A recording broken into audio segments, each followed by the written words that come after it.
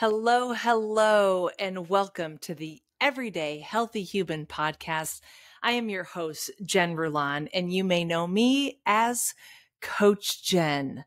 Well, today's podcast is a very special day, a very special podcast, because the time that I'm recording this is July 2nd, 2023. And I am going to talk to you about one of my whys of why I started this Ironman triathlon journey. Now, I do have two whys of why I started this Ironman triathlon journey, but the second why is actually written and spoke on the TEDx stage. And you could find that on YouTube, or I will share it in the link below. But if you've been following me for a while, you may know a little bit about the why behind my Ironman triathlon journey. And you might understand a little bit about how it all came together. But this is the full-on story about why my grandfather, my mom's dad, played a huge role in this Ironman triathlon journey, and why butterflies play a significant role in my everyday life, whether it's accomplishing an Ironman, whether it's starting a business, whether it's making a decision, whether it's me moving down to Costa Rica. Butterflies have played a major role in my life, and now I want to share this story with you if you have not heard the story, because it's a pretty powerful story. And I have to say, happy birthday, Grandpa. July 2nd, 1911, you were born, and you played a major role in my life. And here we are in 2023, you still play a major role in my world. And I'm forever grateful for this. And I'm not supposed to be crying yet. This is just the beginning of the podcast. So let's begin, shall we? It was 1989, and I was 17 years old. And I was watching the ABC Wide World of Sports. Some of you may remember the tagline, especially if we're about the same age: the thrill of victory and the agony of defeat. And you might remember the skier going down that hill, right? And it was the Ironman World Championship in Kona, Hawaii. And if you don't know what an Ironman is, it's a 2.4 mile swim, a 112 mile bike, and a 26.2 marathon run. And I was watching Mark Allen and Dave Scott just going neck and neck. And now they call it the Iron War. And the Iron War played a significant role in my life as well as it did for a lot of triathletes, right? Because these guys were going neck and neck at the swim, at the bike, and you just saw you saw the fitness with these guys, but then you saw the mindset and how they fed off of each other was absolutely incredible. And Mark and Dave were running under 6-minute miles on this marathon course, which it was insane to fathom that, for a girl who hated running. Anyways, Mark crossed the finish line at first that day in 8 hours and 6 seconds. Now, an hour later, the first female crossed the finish line, Paula Newby Frazier. And I sat there and was floored by this woman, because I thought, man, these guys did it. Now she's doing it. Like, it's the same playing field. It's the same distance. It's the same environment. They're equal. They're on the equal playing field. And she just did it an hour later. How incredible is that? And I thought to myself, all right, that is what I need to do by the time I'm 30. I want to do an Ironman triathlon. I want to do the one in Kona. That was it. I knew that at 17 years old that I was going to do the Ironman World Championship in Kona, Hawaii. Well, I don't know, a month passed or a couple months passed or whatever that was. I was talking to my mom and my grandpa. I don't know if we were on the phone or in person. And I remember telling them that I said, hey, I watched the ABC Wide World of Sports. I saw this event online and I want to do the Ironman World Championship triathlon in Hawaii by the time I'm 30. And my mom was like, okay, sure. And my grandpa's like, all right, let's do it. He goes, when you go, I'll go with you. I'll be one of your sponsors. And I thought, oh, Grandpa. Now, Grandpa played a major role in my life just as a human being. Grandpa was a lieutenant colonel in the Army. He was in the World War II. He was in Italy. I don't know the details. He received a Purple Heart, and Grandpa was fit his whole life. Like he's like, oh, I went swimming with the boys today, and most of the time it was probably just sitting in the pool talking to the boys, and then they would go drink their coffee and have a donut. But it still got him active, right? He still stayed active, which was amazing. So Grandpa was my end all. Like he was Grandpa. Like he was Grandpa, y'all. And if you've had that as a woman or as a girl, and if you've had that knowledge of a man, of a human being, you know what I'm talking about. And it's beautiful. It was beautiful. Anyways, so Grandpa and I had this conversation, and I remember getting a letter from him, and I still have the letter to this day. I should frame it. And it says, when you go to Hawaii, I'll sponsor you. And I thought, wow, he's serious about this, right? So I did my first ever triathlon in 1992, and it was the YMCA in Janesville, Wisconsin. And it was an 800-meter swim, a 12-mile bike, and I think it was a longer than a 5K run. And I had a mountain bike, and I did it. But I had a journal, and in that journal, I did my first triathlon. I can do anything. Yes, that is what I wrote. And I thought, oh my God, I can do this. I can make this happen. And we'll talk about how that all started. And because let's talk about it. I hated running. Once again, that's another podcast. We'll talk about that later. This is about Grandpa because today is Grandpa's birthday, July 2nd. So moving ahead. So I was doing triathlons with my mountain bike. I ended up borrowing a triathlon bike or a road bike. And then I bought a road bike way too big for me. I bought a Trek. Of course, I lived in Wisconsin. Of course, I'm going to buy a Trek. Way too big for me, but this was my bike. This was my bike that I used. And I started doing little races. Like I started doing the Danskin Triathlon in Milwaukee. I did a race in Baraboo, Wisconsin. Then I moved down to Gulfport, Mississippi. Not a lot of triathlons down there, because there wasn't really good bodies of waters in Mississippi. We had to either go to Florida or Texas, right? But I did 5Ks. I did my first half marathon in New Orleans. I did 10Ks. I did duathlons. I did run bike runs. Oh my God, I had so much fun. I went and did a triathlon in Florida, in Santa Rosa, Florida. And there's a picture of me with my hair down and I'm running. And I'm like, how did I do that? Which is ironic because that's sort of where I'm at now. So I'm going back to my roots, right? No pun intended. Anyways, I moved to San Antonio, Texas.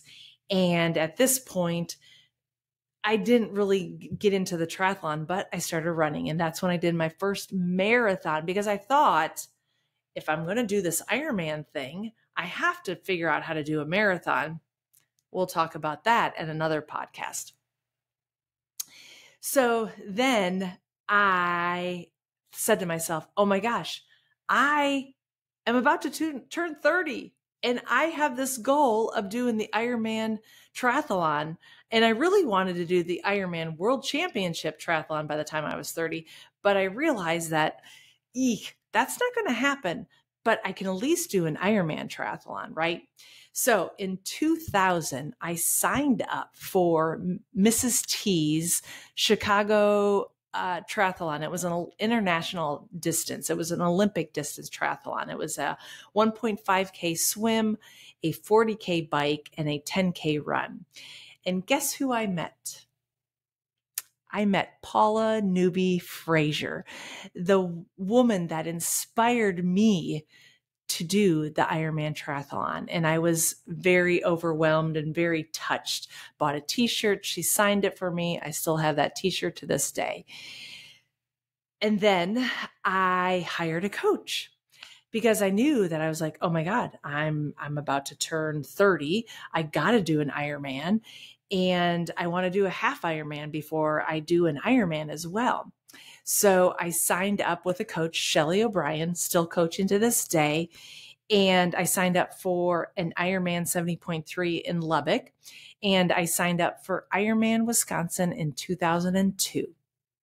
Now, in 2001, Shelly was like, well, we want to start doing some long distance stuff. So I did a duathlon in San Angelo, Texas. And it was Jack Weiss race. It was a great race. It was a 10K run, I want to say a 60K bike, and a 5K run. And at that point, I had no idea how I was going to do. I think I placed, I don't remember. I think I got fifth in my age group or something like that. I was in that 25 to 29 year age group, right? And I qualified for the World Championship duathlon in the Netherlands. And the Netherlands was, I think, the same race or same distance, 10K, 60K, 5K. And this was in 2001. And this was in April. In May of 2001, Grandpa passed. Oh, you guys, my world was crushed. The man that was supposed to go to Hawaii with me, the man that was supposed to be cheering me on for the rest of my life, he was gone. He was gone. One day I was out on Highway 211 on my bike, and I just started crying. And I thought to myself, why am I out here? Why am I doing this?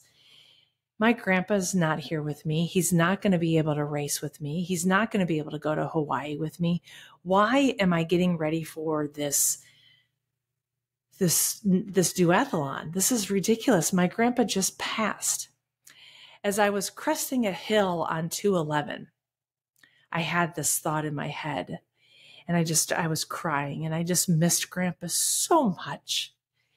And all of a sudden, as I'm cresting this hill, and I still see it to this day, I see a swarm of yellow butterflies just floating all around me.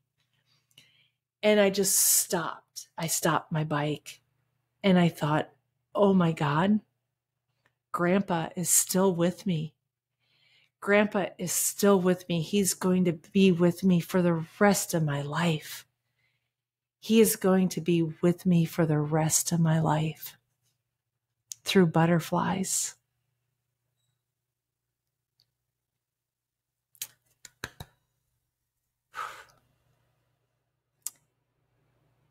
In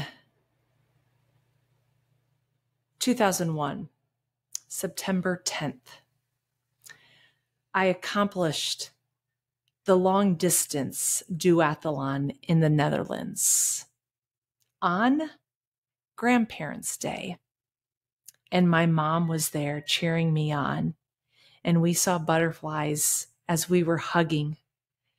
It was the most beautiful moment that we had together. Probably one of the hardest races I've ever done. We fly back September 10th, 2001. We wake up the next day, September 11th, 2001. And Grandpa would have been that man to put on his army fatigues and would have marched right on over to New York. And he's like, what can I do to help? He would have been. He would have been. That was a beautiful moment for my mom and I, because we knew Grandpa was around anywhere we went through butterflies. Then 2002 came along. Oh my God, so many moments out on 211 in San Antonio. So many butterflies during my runs, during my swims, during my work. So many butterflies. So many times I saw Grandpa during my training out in San Antonio, during so many monumental moments of my life. I am proud to say that I crossed the finish line in 2002 at Ironman, Wisconsin, 6 weeks before my 31st birthday. So yes, I accomplished that race. I accomplished the Ironman Triathlon by the time I was 30. But what I realized is I did not accomplish that race. And that race was the Ironman World Championship in Kona, Hawaii. So let's move forward, because remember, I've done 15 Ironman triathlons. The butterflies have always been surrounding me during so many moments of my life. During my swims, during my bikes, during my runs, but not just with training, with moments of sadness, moments of the unknown, moments of not really sure of what I was going to do with my life. I remember coming down to Costa Rica for the very first time in 2019, and we'll talk about that at another podcast. But I remember seeing butterflies everywhere I went. And I thought to myself, Grandpa, you're always going to play a role with me. 2017, Ironman Mont Tremblant.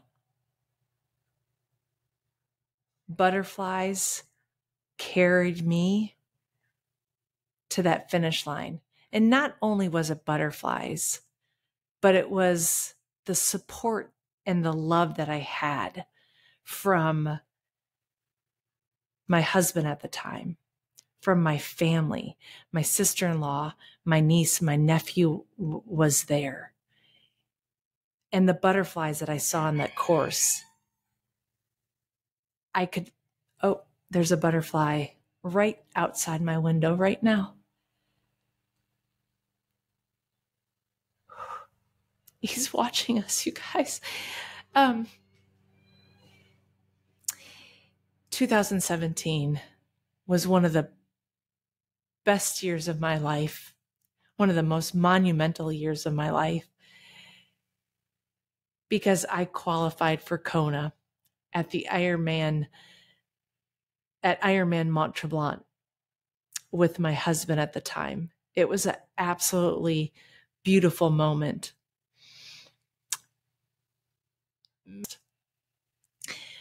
But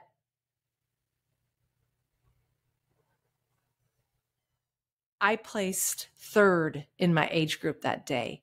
I knew the girl in first placed already got her slot to Kona. And when I heard Mike Riley say to me at the awards ceremony, "Hey, Jen," because we have a good relationship, "Hey, Jen, you want to go to Kona?" I said, yes. And I remember saying, "Grandpa, we're going to Kona." 8 weeks later, y'all, I go to Kona. I don't think I was fully recovered. And on my YouTube channel, I talk about Kona. And guess what? That butterfly is still out there. Anyways, it was, whew. I get to Kona. I saw butterflies everywhere I went. My mom was there. My husband was there.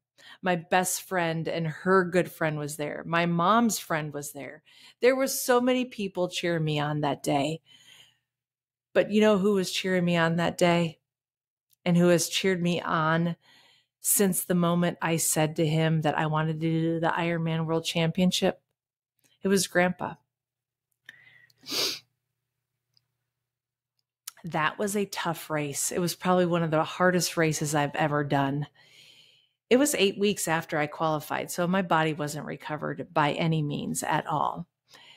But let me share the story with you about that day. It was at mile 15 on the run. I literally hit the wall. Like I just was like, bam. And I thought, oh God, I got 11 more miles to go. How am I going to do this?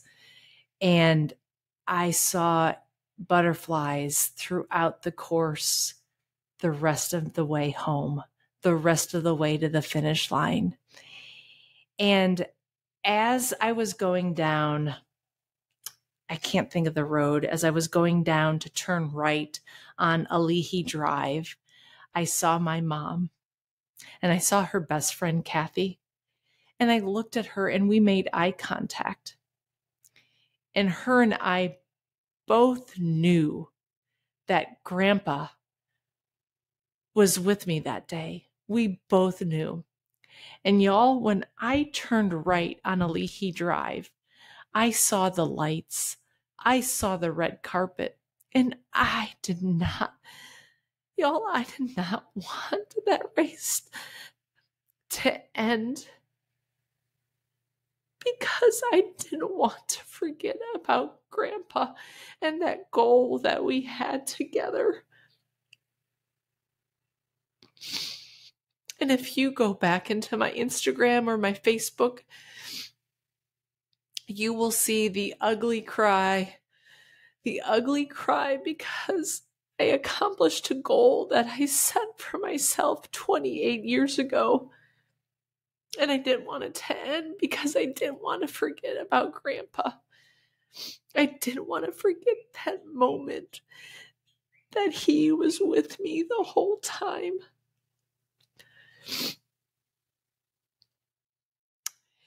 And when I heard friends and friends yelling for me and family yelling for me, and then I heard Mike Riley say to me, Jen Rulon, you are an Ironman. And I raised my hands up and I looked up to the sky and I said, Grandpa, we did it. We did it.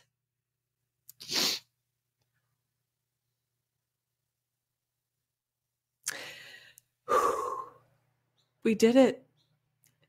And it was the most beautiful, hardest race I have ever done. But I had Grandpa by my side the whole time. And I still have Grandpa by my side to this day. That orange butterfly is still out in front of me right now. When I moved down to Costa Rica, I asked the universe, I said, universe, can you show me butterflies as my spirit animal just to let me know that I'm on the right path? And I'd see butterflies every day.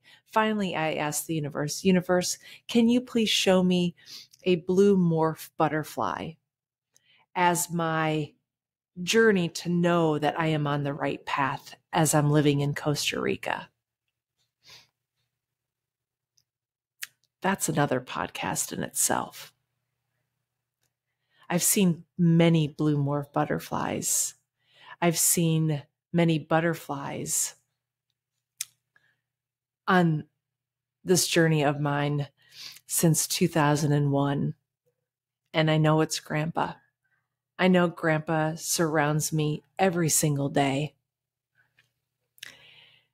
Grandpa, today we would have been up north in Mackinac on Mullet Lake. We would have had everybody together, cooking burgers, celebrating the 4th of July, celebrating your birthday. Grandpa, you would have been 112 today. And Grandpa, happy birthday.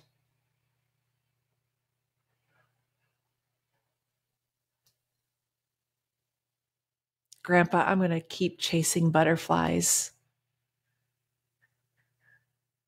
because I don't really want to catch them. Because when I catch them, that means I'm coming home to you.